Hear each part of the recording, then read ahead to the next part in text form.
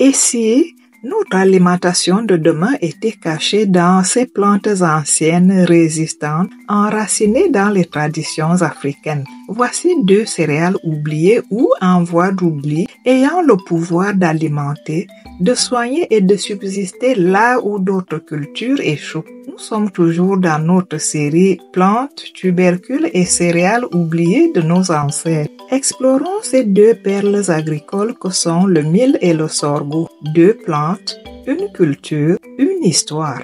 Commençons ce voyage dans le temps par le mil, cette céréale discrète mais essentielle. Le mil, provenant d'Afrique de l'Ouest, est cultivé depuis plus de 5000 ans dans les zones sahéliennes suivantes: le Mali, le Niger, le Burkina Faso, le Tchad, où il pousse dans des conditions extrêmes telles que la sécheresse, les sols pauvres, la chaleur intense des régions. Cultivé principalement par les peuples sahéliens, par exemple les Peuls, les Dogons, les Moussi, les Haoussa, les Arma et bien d'autres, et c'était principalement les femmes, en tant que gardiennes du savoir agricole traditionnel qui le cultivaient. Les usages traditionnels du mil, consommés en bouillie, d'eau, couscous, beignets, en repas de cérémonie comme les mariages, les funérailles, les fêtes agricoles. C'était la première céréale en sauce,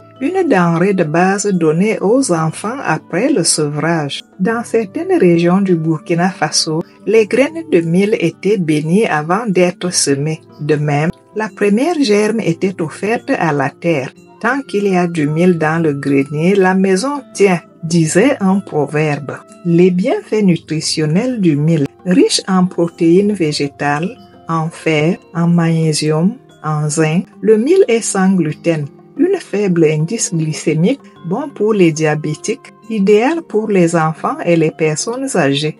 À présent, le mil revient dans les villages et les villes. Marché bio, coopératives féminines, recettes modernes revisitées, transformées en couscous, en bouillie, en snack, en farine pré-cuite. Quant au sorgho, son histoire ressemble à celui du mil, son cousin. Bonjour, bienvenue sur Fruits, Plantes et Cultures d'Afrique et d'ailleurs. Avant de continuer, prenez le temps de nous encourager à beaucoup plus de recherches sur les fruits, les plantes et les cultures d'ici et d'ailleurs en likant cette vidéo. Abonnez-vous aussi et activez la cloche de notification pour recevoir toutes nos vidéos. Le sorgho ou encore sorghum bicolore est une céréale originaire d'Afrique. Sa domestication remonte à environ 5000 ans, voire 6000 ans dans la région du nord-est de l'Afrique, notamment l'actuelle Éthiopie et le Soudan. Les plus anciennes traces archéobotaniques de sorgho domestiqués ont été retrouvés au Soudan, dans la région de Kassala, près de la frontière avec l'Érythrée. Cette domestication s'est probablement faite à partir des variétés sauvages locales. Le sorgho s'est ensuite diffusé naturellement à travers le Sahel, atteignant l'Afrique de l'Ouest, puis l'Afrique australe. Il a été introduit beaucoup plus tard en Asie du Sud, notamment en Inde puis en Chine vers 1500 ans avant Jésus-Christ. Finalement en Amérique par la traite négrière. Combien existe-t-il de variétés de sorgho? Il existe plus de 40 espèces sauvages et cultivées du genre sorghum, mais la plus utilisée est le sorghum bicolore, une espèce cultivée, mais à l'intérieur de sorghum bicolore, on recense encore plusieurs autres variétés à travers le monde, avec des différences selon la couleur du grain, blanc, jaune, rouge, brun ou noir. On les différencie aussi selon la taille de la plante, la forme de l'épi, la tolérance à la sécheresse ou à certaines maladies et aussi selon l'alimentation humaine ou animale. Voici quelques variétés populaires en Afrique. La variété Kapelga, cultivée au Burkina Faso pour la bière. La variété Seruku du Mali, une variété traditionnelle à haut rendement. La variété S35 du Niger,